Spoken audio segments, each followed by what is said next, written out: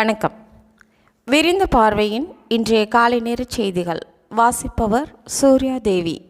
திமுக காங்கிரஸ் இடையே தொகுதி பங்கீடு குறித்த பேச்சுவார்த்தை நடைபெற்றுள்ளது.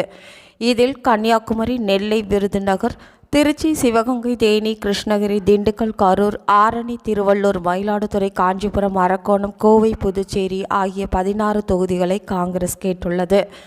ஆனால் தன் கட்சியினருக்கு முக்கியத்துவம் கொடுக்க நினைக்கும் திமுக 7 சீட்டு மட்டும் தர முடிவு செய்துள்ளதாம். இது காங்கிரஸ் தொண்டர்களை அதிர்ச்சி அடைய வைத்துள்ளது. மாலத்தீவு நாடாளுமன்றத்தில் ஆளும் கட்சி எம்பிக்களுக்கும் எதிர்க்கட்சி எம்பிக்களுக்கும் இடையே கடும் மோதல் ஏற்பட்டு ஒருவரைக்கொருவர் தாக்கிக் கொள்ளும் காட்சிகள் இணையதளத்தில் வெளியாகியுள்ளன.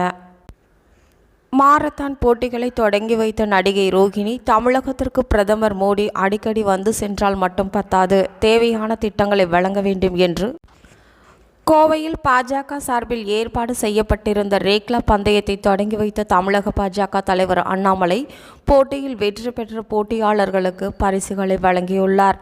தொடர்ந்து செய்தியாளர்கள் சந்திப்பில் பேசிய அண்ணாமலை, விடுதலை சிறுத்தைகள் கட்சி தலைவர் திருமாவளவனை கடுமையாக விமர்சனம் செய்துள்ளார். மாரத்தான் போட்டிகளை தொடங்கி வைத்த நடிகை ரோகிணி, தமிழகத்திற்கு பிரதமர் மோடி அடிக்கடி வந்து சென்றால் மட்டும் பத்தாது எனவும், தேவையான திட்டங்களை வழங்க வேண்டும் எனவும் விமர்சித்துள்ளார்.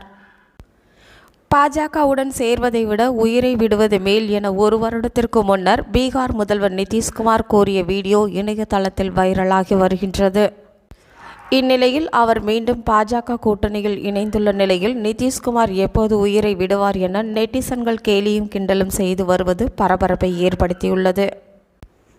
முதலமைச்சர் மு.க.ஸ்டாலின் அவர்கள் 8 நாள் அரசு முறை பயணமாக ஸ்பெயின் சென்றுள்ள நிலையில் அவரது இடத்தில் இருந்து திமுக நடத்தும் அமைதி பேரணிக்கு தலைமை வகிக்க உள்ளார் துரைமுருகன்.